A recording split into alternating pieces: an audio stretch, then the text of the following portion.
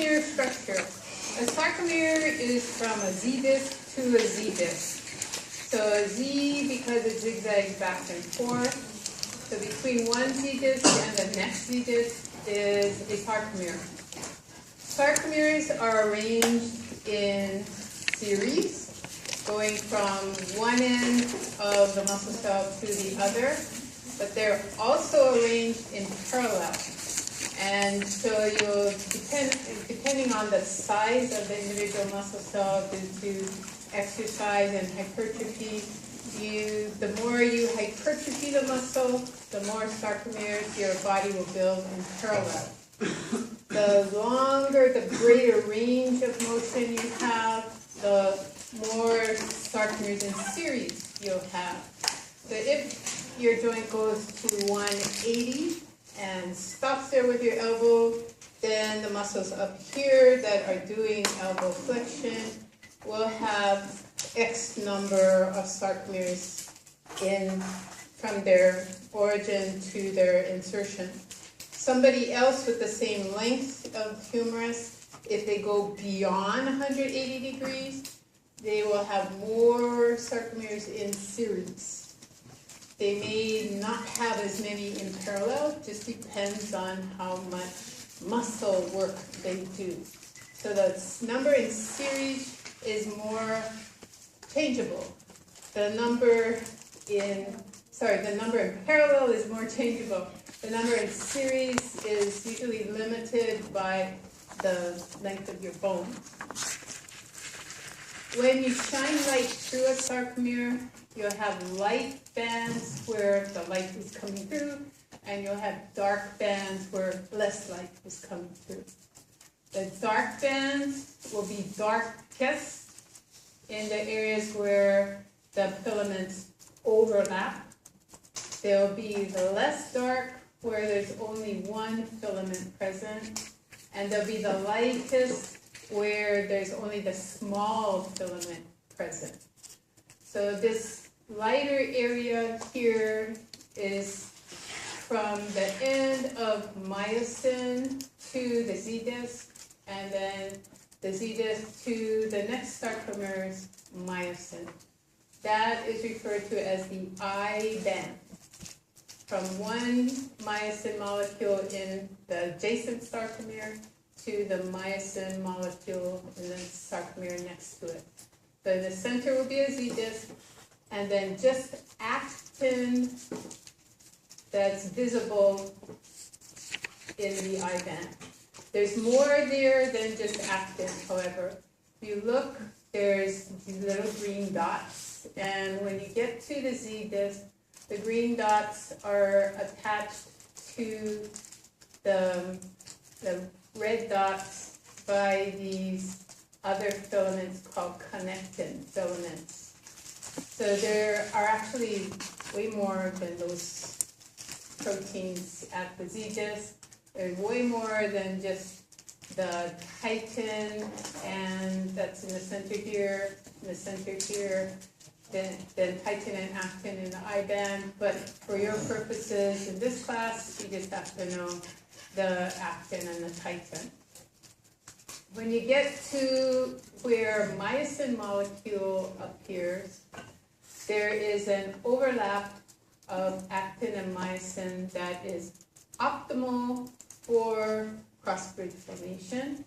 That, is referred to as the zone of overlap.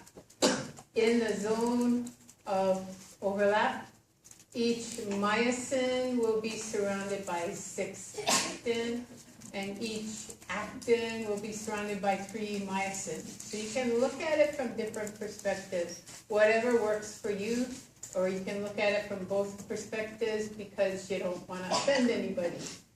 Okay, so one myosin, you count, it has 6 actins around it. You look at an actin, it has 3 myosins around it. So from either perspective, that's the orientation. So if you go between the zones of overlap, so there's 2 zones of overlap. You go between the zones of overlap, there's only myosin. Myosin, in the center of myosin will be that titin molecule. Titin will run through between actin filaments, and then it will go inside these thick filaments of myosin and disappear when you get to the M line. The M line is another protein. It's called meromyosin, and it's there to attach myosin molecules together in a polarized formation. So, organization of thick filaments, myosin and actin, those are your myofilaments. The myosin will be surrounded by 6 actins, and each actin will be surrounded by 3 myosins. The myosin is a little bit, when we talk about myosin, we refer to that whole thick filament as myosin, but actually it's made up of many, many, many myosin molecules. So that will become more apparent a little bit later on. The importance of myosin is it has a globular head on it, and the globular head flexes when it interacts with the actin molecule. As actin and myosin interact between each other, their heads are going to start pulling the Z disc towards the opposite Z disc. The Z disc will come closer together, and it will appear as though the actin and myosin are sliding past each other. They're not really sliding past each other, they're interacting with each other, and myosin is pulling actin past it. So you can think of actin as sliding past, but actually it's being pulled past. As actin goes past myosin, what you don't see here, but you'll see later on, is that titin is in a spring-like conformation, and it's going to get compressed. As the Z discs come closer together, your little spring is going to get compressed. And when actin and myosin no longer interact, that spring is going to recoil. That is your internal elastic component, is your titin. It's in series, but it's also in parallel. So you've got these internal elastic components, these springs that will get compressed with contraction and then decompressed as soon as you turn off the contraction. The other thing is externally, you've got collagen being stretched by the contraction, and then when the contraction stops, it will want to go back to its resting length. And so the internal spring that pushes the sarcomere back and the stretched collagen that will go back to its resting length, they all contribute to the muscle going back to its resting length, the sarcomere going back to its resting length. So a little bit better picture of titin, but still kind of not so spring-like in its orientation. Zone in the center here is called the H zone, standing for Hela, which means light comes through. Helios, sunlight, Hela. The A band is from one end of myosin to the other end of the myosin, or the thick filament. I band is from the end of myosin of one sarcomere to the end of myosin of an adjacent sarcomere with a Z line or Z disc in the middle. The A band and the I band. I band standing for isotropic, referring to what the molecules do in polarized light. They turn, they twist. Anisotropic, they don't. That's what A band stands for. Anisotropic, I band, isotropic. When the molecules slide past each other, myosin gets closer to the Z disc. So the I bands will shrink in size, but the A bands will not change in size. Because myosin isn't moving at all. It's pulling actin past it. The myosin's not getting compressed, the myosin's not getting stretched, so the length of myosin stays the same. So the I band length stays the same.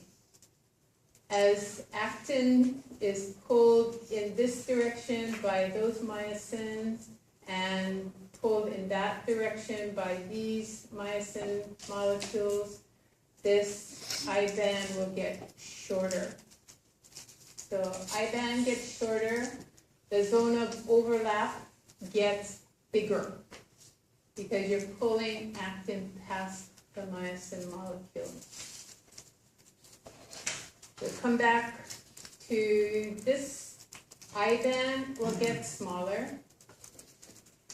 The center zone, the H band, that also gets smaller because actin is coming into that region.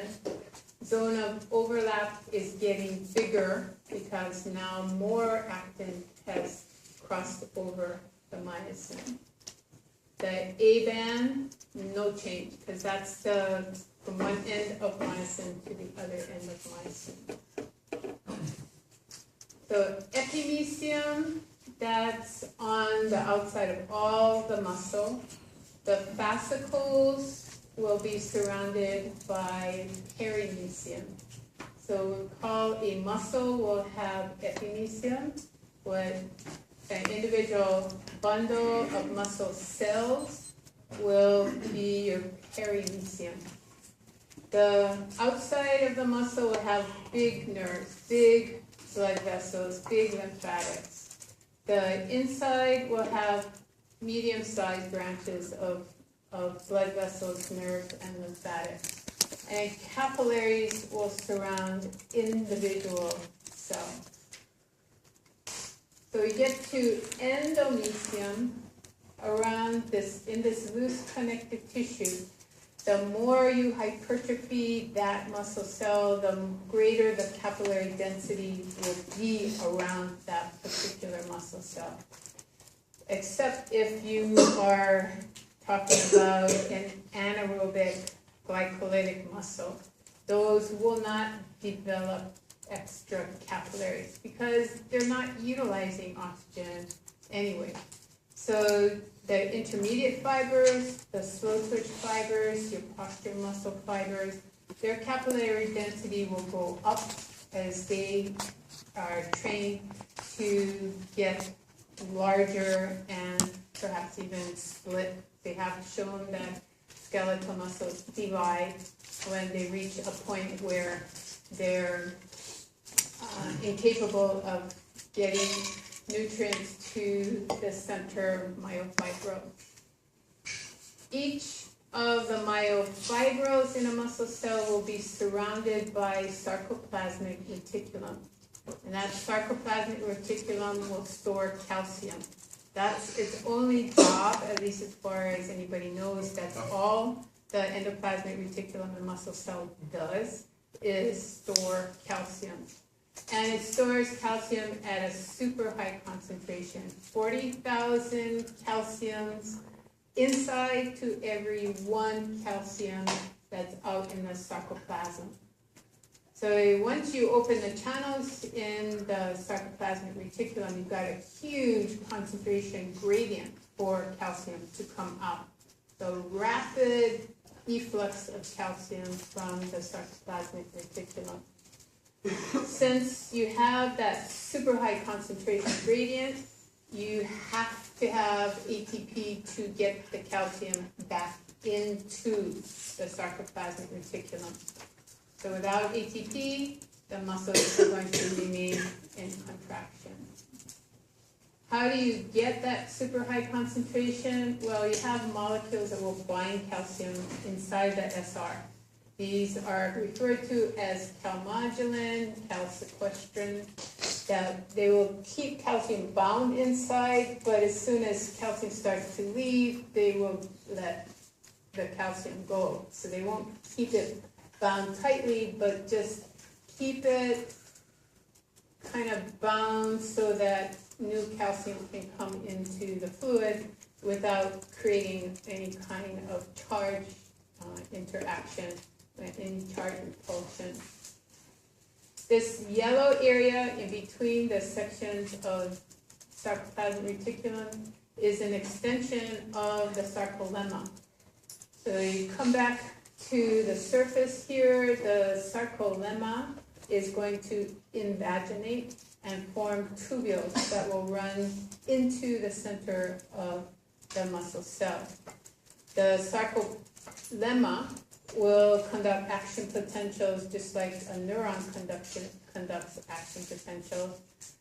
The center contractile sarcomeres need to contract at the same time as the superficial sarcomeres. So you've got to get the action potential to them just almost as fast as the superficial sarcomeres get stimulated. So at the surface, sarcoplasmic reticulum is dumping calcium out. Action potential goes into the center of the cell via these invaginated tubules of sarcolemma, and then the internal structures will also get calcium released on them, and you start to get them contracting as well. Now you start to see that myosin has these little heads that are poking out of the molecule. Now you see titin looking like a spring. When the Z discs come together, that spring will get compressed. When you turn off the interaction of actin and myosin, that spring will decompress and the sarcomere will go back to resting length.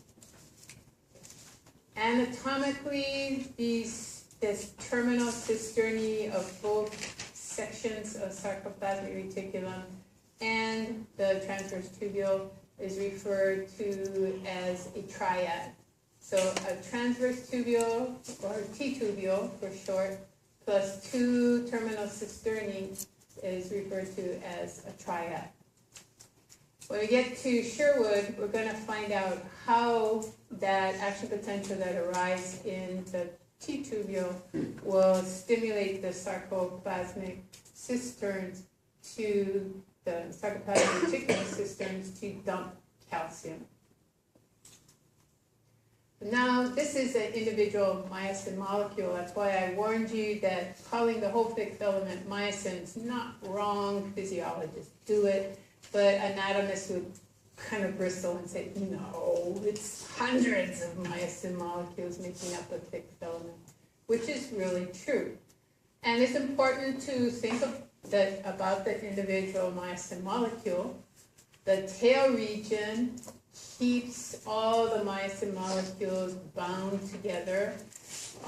There are other proteins that help the tail stay bound together. The head region is the important one because it has ATPase on it. It has the high energy structure that can bind to actin, and once it does, it will change the shape of the neck region, this hinge region. When myosin's head, which is actually a double head, when the heads bind to actin, then the neck will flex, and when the neck flexes towards the tail, it is polarized on either side of this M line, and that flexion will then grab on, it's already grabbed onto a piece of actin, and now it's pulling the actin towards the M line. And as a result, the Z discs will start coming closer together. So as actin is going past myosin, titin is getting compressed. The actin is made up of globular proteins called G-actin. G stands for globular. And then they're kind of like strung on on a string, but not really, but in essence, kind of like that. The globules interact with each other to form a filament, and then you get two filaments and twist them on each other and form an alpha helix. You got two alpha helical filamentous actin going down from the Z disc towards the M line. Each of these globular actins has a binding site that myosin would very much like to attach to, but unfortunately, unless calcium is present, that actin binding site is covered. It's covered by a molecule shown here in kind of green that is tropomyosin. Attached to tropomyosin is another protein that has three globular subunits, and that is called troponin. The troponin, shown there with three globular subunits, has one subunit that calcium will bind to, an intermediate filament, and then, an intermediate component, and then a T component. So there's a T sub C for calcium, a T intermediate or inhibitory, can think of it that way, and then a T sub T, which binds to tropomyosin. So when you look at it, they all make sense. You have tropomyosin here. The part of troponin that attaches to it is troponin T. So this is tropomyosin.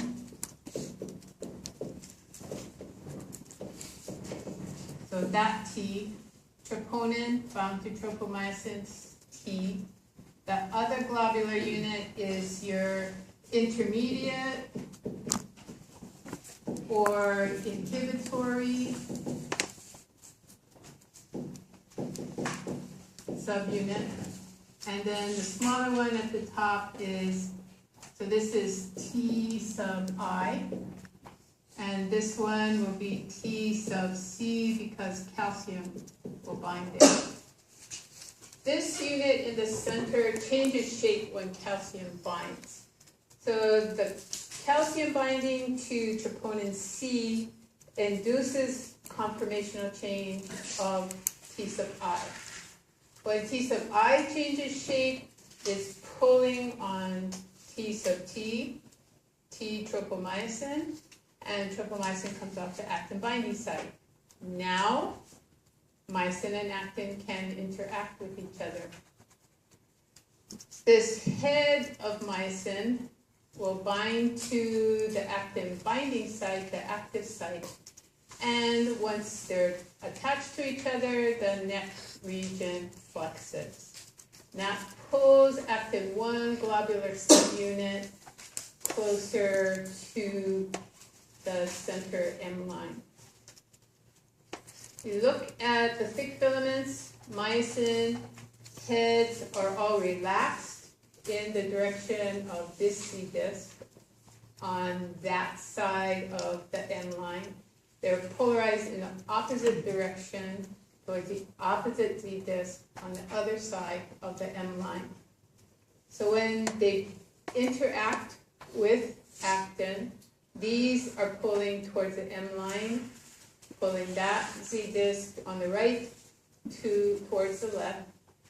The myosins on the left of the M line are pulling towards the right, and they're pulling the Z disc on the left towards the M line. So the two Z discs are coming closer together. So some facts about the actin and the myosin and troponin. So troponin subunits, troponin T is bound to tropomyosin. Troponin C will bind calcium.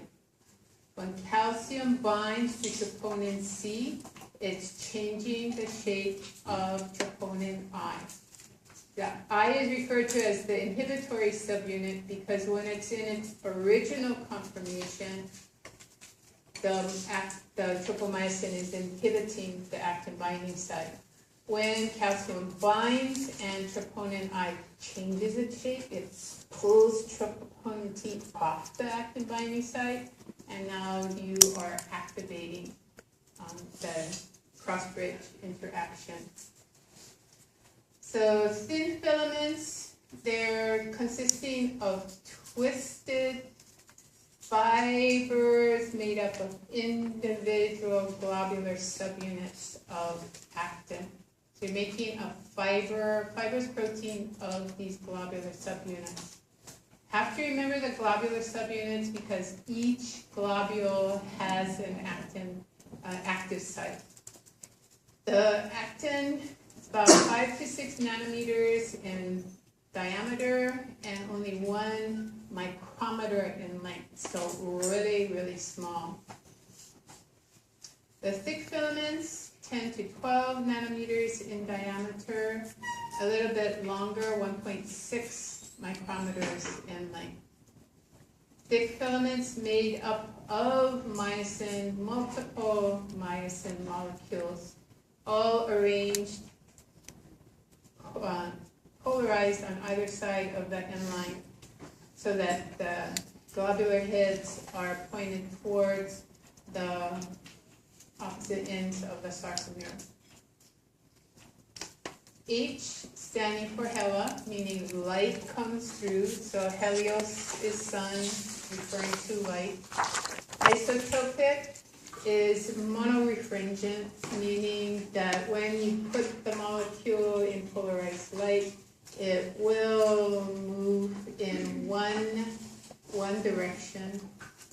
Anisotropic, birefringent, meaning it's going to move 2 directions and alter the plane of the polarized light. Z-disc, if you speak German, you can pronounce that. The best I can do is Schweib, but I don't know what that. It actually means the disc in between. So it's describing the fact that the Z discs are in between the contractile components of the sarcomere. And then zone of overlap will get bigger, the I band will get smaller, the A band doesn't change in length.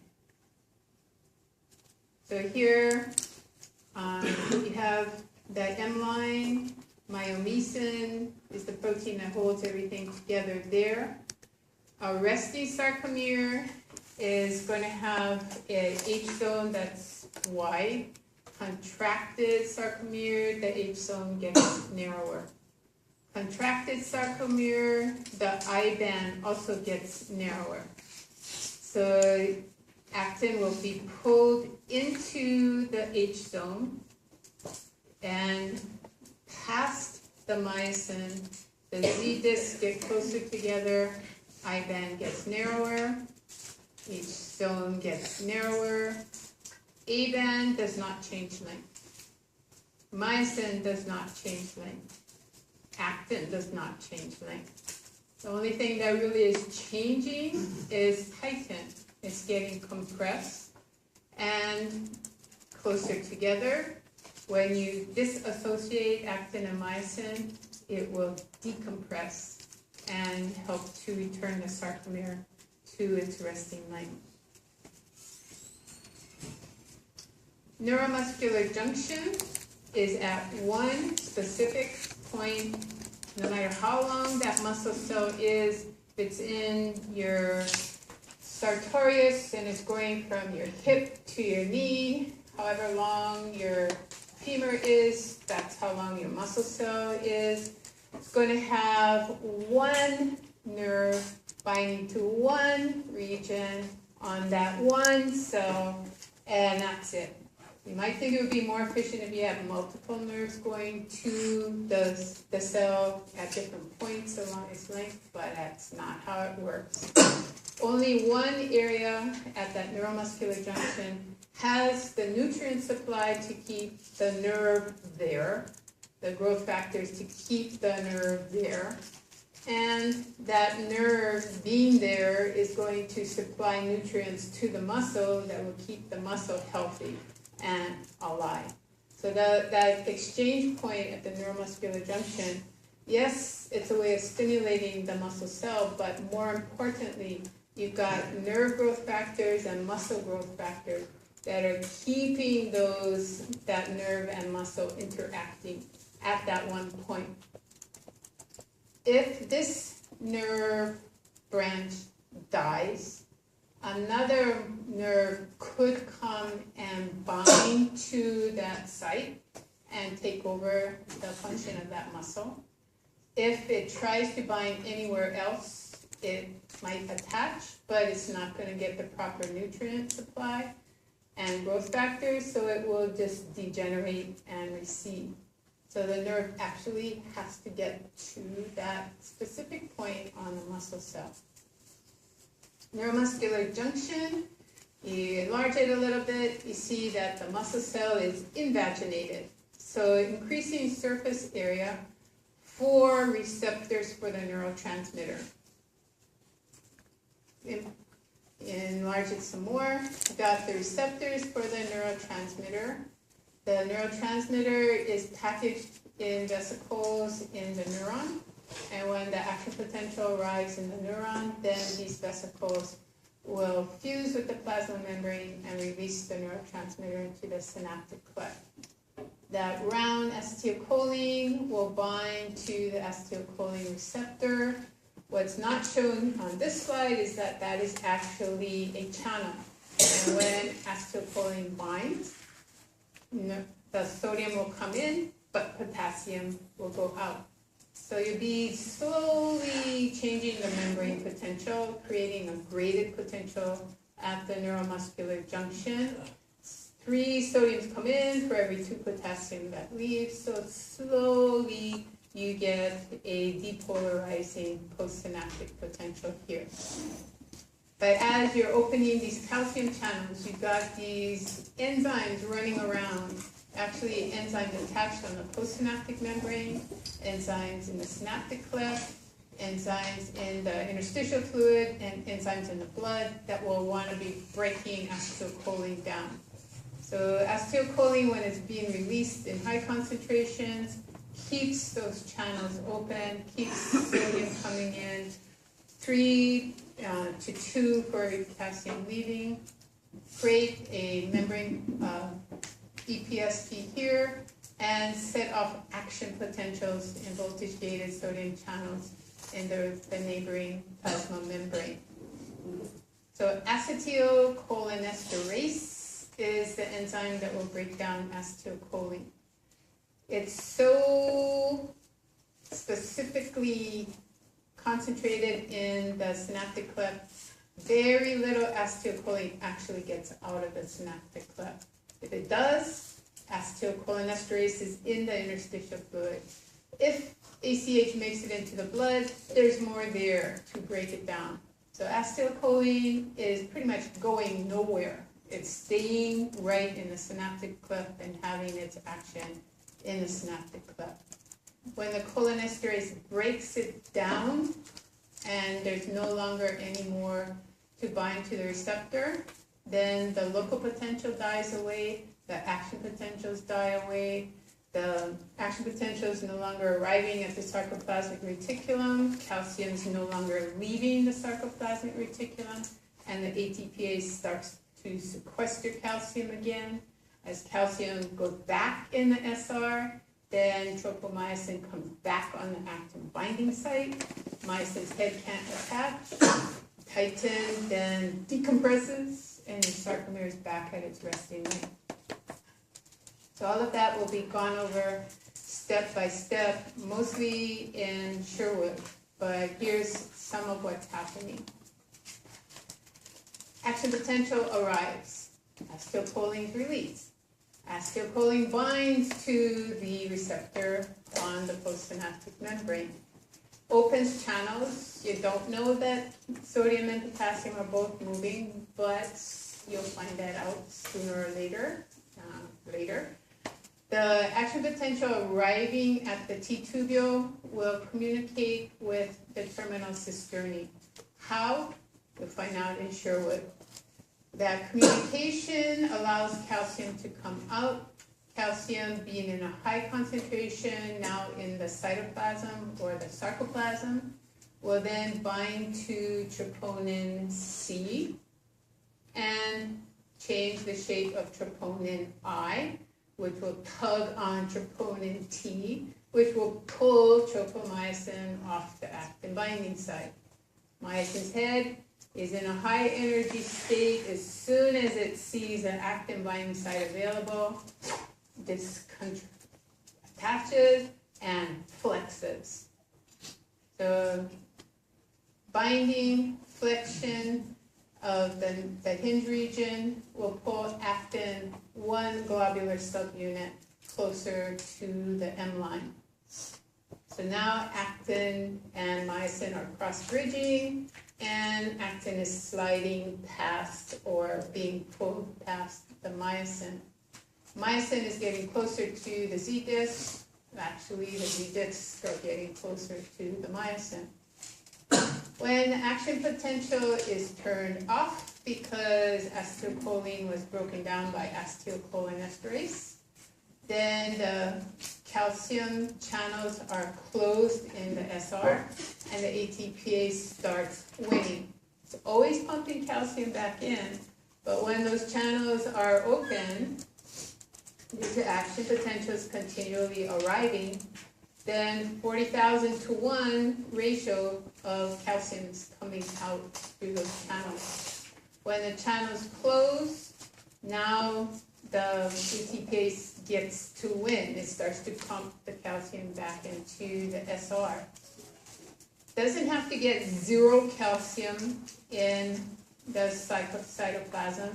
It just has to get a low enough calcium concentration that when calcium isn't binding to troponin C, then tropomyosin is covering the actin binding sites. So you look at the relationship of the actin and troponin. One tropomyosin molecule is interacting with probably a couple calciums. As soon as one troponin C doesn't have calcium on it, those about 6 to 7 actin binding sites are covered.